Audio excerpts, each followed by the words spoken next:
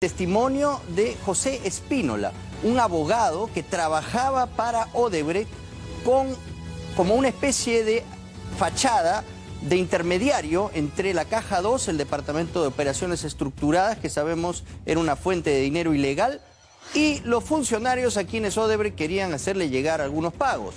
En este caso hay un contrato entre Alan García y el doctor Spínola, de este estudio de abogados que servía de fachada para los intereses de Odebrecht. Él es además un colaborador de la justicia brasileña.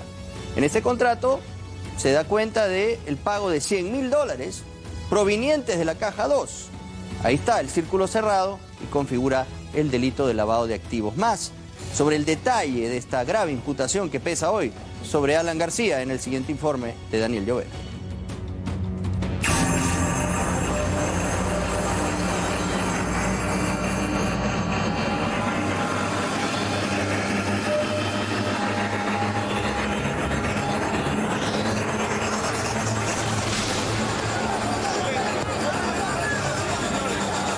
Abrumado por el peso de los nuevos documentos entregados por Odebrecht a la Fiscalía y en jaque por la imposibilidad de poder dejar el país en virtud de una orden judicial, el expresidente Alan García olvidó su discurso del allanamiento y de la paz de su conciencia y pidió asilo en la Embajada de la República de Uruguay.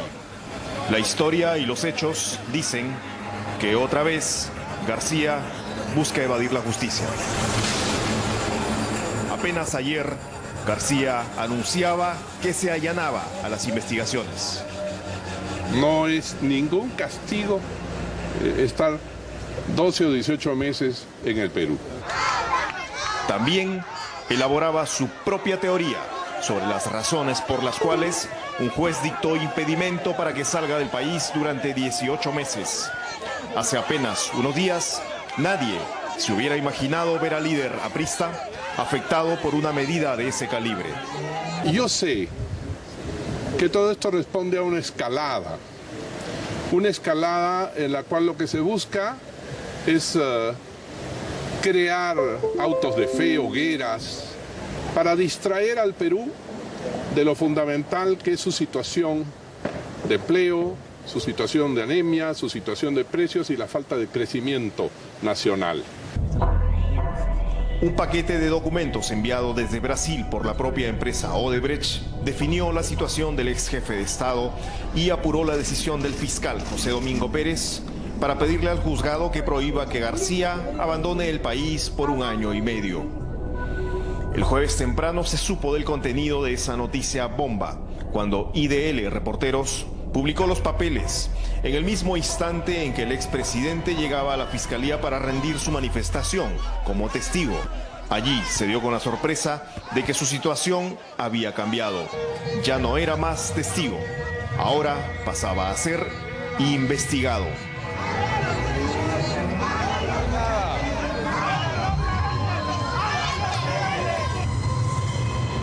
Los documentos entregados por la propia empresa Odebrecht lo implicaban en una suerte de simulación de un pago de $100.000 provenientes de acuerdo a la hipótesis fiscal de la Caja 2 de la constructora brasileña, o sea, la partida de las coimas, por una conferencia que dictó en mayo del año 2012 ante la élite empresarial de Sao Paulo. Según la Fiscalía, ese es un indicio de que García también habría recibido fondos de ese presupuesto oscuro. García no aceptó esa posibilidad. Retó de esta forma a quienes lo investigan. Demuéstrenlo pues, imbéciles, demuéstrenlo. Encuentren algo. Bueno, los malvados que se pasan la vida diciendo que cualquier cosa que pudiera haber tiene que ser Alan García. Por favor. La información que cambió los planes de García y de su defensa fue este grupo de correos electrónicos con archivos adjuntos que se intercambiaron bajo apelativos o seudónimos un abogado brasileño llamado José Américo Spínola y unos ejecutivos de la empresa Odebrecht entre junio y julio del año 2012 para discutir cómo pagarle $100.000 al expresidente peruano por una conferencia que hacía varias semanas atrás, el 25 de mayo del 2012, había dado ante la Federación de Industriales del Estado de Sao Paulo. Fiesp, el equivalente a la Confiep paulista. Espínola, un abogado que ahora colabora con la justicia brasileña por su conocimiento y participación en el esquema de coimas pagadas por Odebrecht, había aportado documentos que podrían evidenciar que Odebrecht buscó regularizar con posterioridad la contratación del expresidente García. En ese esquema, la empresa del abogado Espínola Consultores Jurídicos era la contratante de García para la conferencia de Sao Paulo. Según los documentos publicados por IDL Reporteros el jueves, la primera vez que Odebrecht contactó a Espínola para pedirle que solucione el tema del pago al ex jefe de Estado peruano fue el 14 de junio del 2012. Ese día, el ejecutivo de Odebrecht, Marcos Grillo, responsable de la generación de los fondos para el Departamento de Operaciones Estructuradas, la Caja Negra, le escribió a Espínola: estimado, el 25 de mayo del 2012, el expresidente de Perú, Alan García, dio una conferencia en la Fiesp, en el Seminario Comercio e Inversiones Brasil-Perú, con casos de empresas brasileñas que tuvieron éxito en negociaciones con Perú. Lo ideal era que alguna empresa brasileña interesada en comercio bilateral lo hubiese invitado y pagado su conferencia. Él ya dio otras conferencias a la Fiesp, pero nunca cobró por ellas. Ahora está cobrando y nosotros no podemos pagarle. La idea que surgió es que Espínola efectúe este pago. García, es cierto, ya había dado conferencias anteriormente para la Fiesp. Odebrecht reseña en su página web, la de diciembre del año 2006, al lado de Jorge Barata, el jefe de la constructora en el Perú. García, según la web de Odebrecht, dijo: no hay mejor negocio para el Brasil que invertir en el Perú, y a través del Perú, invertir en su futuro asiático. Y no hay mejor negocio para el Perú que vincularse al gran mercado brasilero. Pero esta vez el dilema para Odebrecht era cómo pagar. El 14 de junio del 2012, los mismos representantes de la empresa brasilera le alcanzaron a Espínola un correo con el número de cuenta de Alan García en el BBVA Continental de Lima, para que el abogado le deposite allí los $100.000. ¿Por qué Odebrecht tendría el número de cuenta del expresidente García? Pero hay otros hilos que unen directamente la conferencia y el pago del expresidente con Odebrecht. En otro correo del 3 de julio del mismo año, la gente de Odebrecht le envió a Espínola el contrato que debían firmar Consultora Espínola y Alan García por el servicio de la conferencia. La fecha del contrato no era julio, sino 5 de abril, 3 meses antes. Y un detalle importante: el documento ya tenía estampada la firma del líder aprista, y así se lo decía a Espínola el ejecutivo de Odebrecht de apelativo Noshua.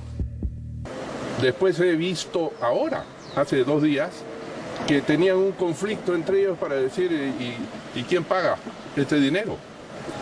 Y terminó asumiéndolo una de las empresas brasileras que está en el Perú. Pero de esto me entero ahora.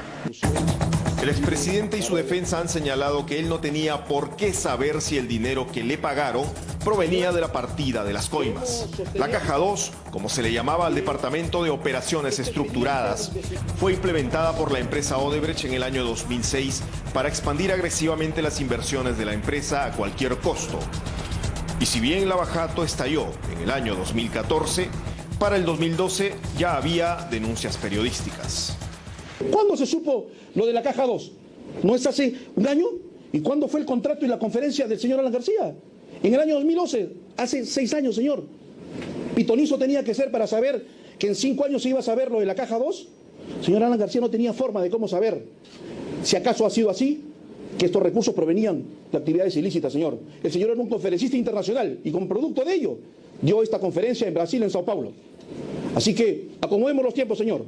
Y si queremos hacer una investigación paracrónica, pues creemos que debemos buscar otros espacios, la ficción, no lo real. ¿Sospecha de que haya venido de la Caja 2?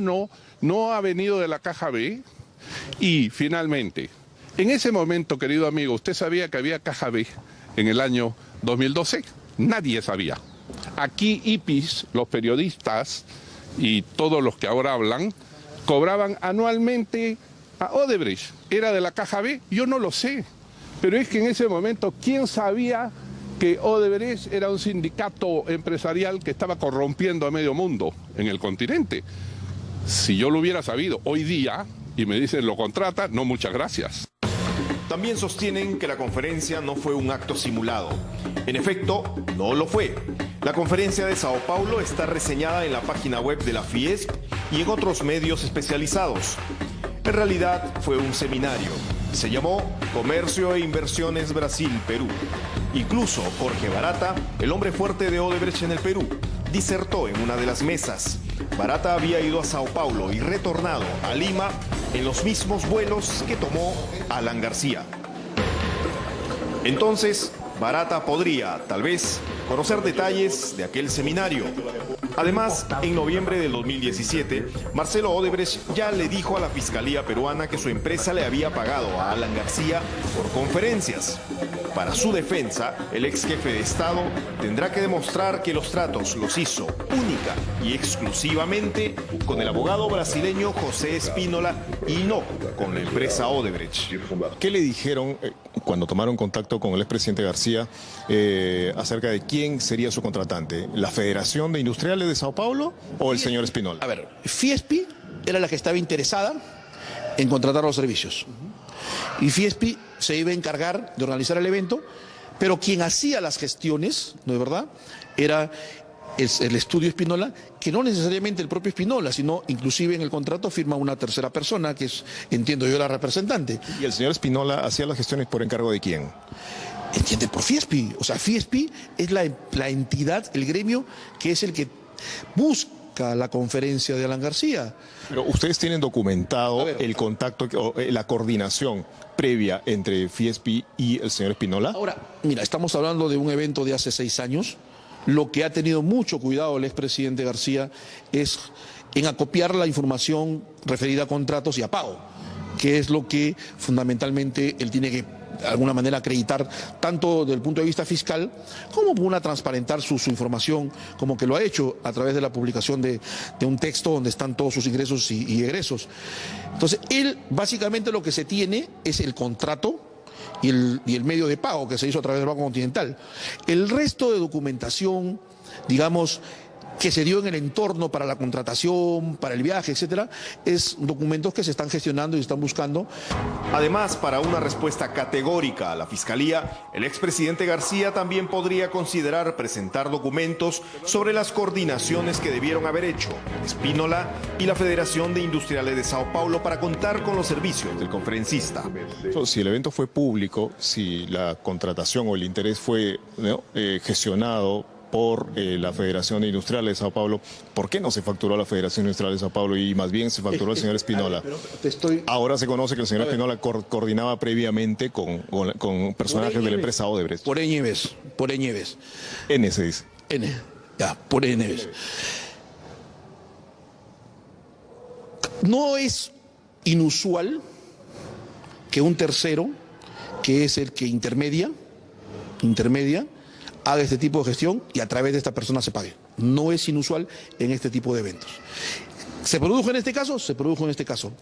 García, digamos, sin invadir la privacidad que puedan tener sobre la gestión de sus recursos, quien me contrata, hubiera sido de alguna manera correcto preguntarle, oiga, ¿y Fiespi por qué no me paga?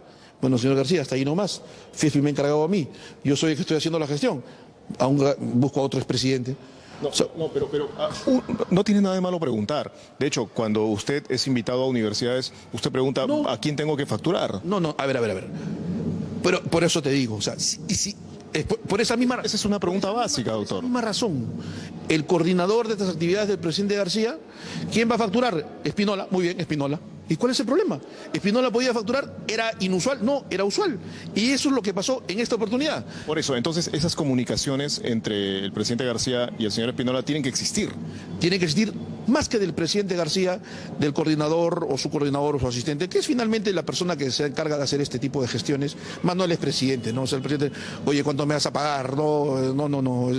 Alan García no hace esa... Al margen de quién lo hubiera hecho, tienen que existir esas comunicaciones o esa coordinación. No solamente eso, sino que además, para demostrar que la sospecha del fiscal no es cierta, de que no habría existido este evento, es que vamos a conseguir todas las fotografías, todas las filmaciones respecto al evento celebrado en Sao Paulo el 25 de mayo del 2012. Esta conferencia fue informada por el expresidente García en el año 2013, cuando el entonces fiscal de la Nación, José Peláez Bardales, revisó sus cuentas en un caso de presunto enriquecimiento ilícito. Era el año en que la megacomisión investigaba al segundo gobierno aprista. Peláez ordenó a 2 peritos realizar una pericia financiera sobre la documentación que el propio García había proporcionado. Allí se enumeran las conferencias que el expresidente dictó entre agosto del 2011, cuando dejó el poder, y mayo del 2013. 23 conferencias en total. La más cara, de acuerdo a la lista, fue la de Sao Paulo. Las que le siguen son de $60.000, $50.000 y otros montos menores. Un dato curioso es que el mismo día que Spínola le deposita a García los $100.000 por la conferencia de Sao Paulo, el exmandatario recibía en la misma cuenta del Banco Continental otros $50.000 por una conferencia dada en Beijing, China, contratado por la empresa Janfield Textiles, perteneciente a Janfield Group, que lidera el hombre que posa al lado del expresidente peruano. Janfield Group tiene importantes inversiones mineras en el Perú desde el año 2008, en pleno segundo gobierno aprista. Las 23 conferencias realizadas en ese periodo le reportaron al expresidente ingresos por $1.100.000, según la pericia. El documento indica que a julio del 2006, cuando García había asumido la presidencia de la República, tenía un saldo entre cuentas bancarias y la CTS de aproximadamente 750.000 soles. Todo indicaría que fueron las conferencias las que le permitieron al ex jefe de Estado tener un saldo favorable, según los peritos, de 3.319.791 soles. Y lo que tú no puedes negar, ni nadie puede negarle pues, a Alan García, primero de haber tenido un exitosísimo gobierno, el segundo sobre todo, y en segundo lugar, saber hacerse escuchar, saber explicarse, y te pido que entren a Google, escuchen una de estas conferencias donde la gente se para y lo aplaude de pie. Al ver el fiscal Peláez el saldo a favor, concluyó que no había enriquecimiento ilícito y archivó el caso. El doctor García reconoce que después de ese fructífero periodo como conferencista, sus ponencias bajaron en intensidad.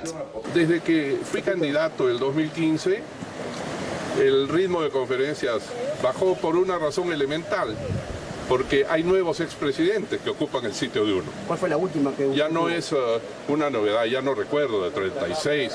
Creo que ante la Federación Textil de Colombia, junto al presidente Juan Manuel Santos. ¿2012? No, esa fue el año 2014. Ocurrió que en ese momento se inició una investigación hecha por el fiscal Peláez y llamaron a cada una de las 36 universidades o federaciones textiles o alcalde de Chile, diferentes instituciones, a preguntarles, ¿es cierto que este señor dio una conferencia? ¿Le pagaron? ¿Qué pasó? Y como consecuencia de eso, yo que estaba preinvitado a dar una conferencia en el CADE de Chile, tomaron precauciones y dijeron si lo están investigando. Eso bajó el ritmo. De los 2 peritos encargados por la Fiscalía para el análisis de las finanzas de Alan García, llamó la atención que Julio César Mori Donaire llegara a figurar en el padrón de militantes del partido aprista. Eso ya se sabía.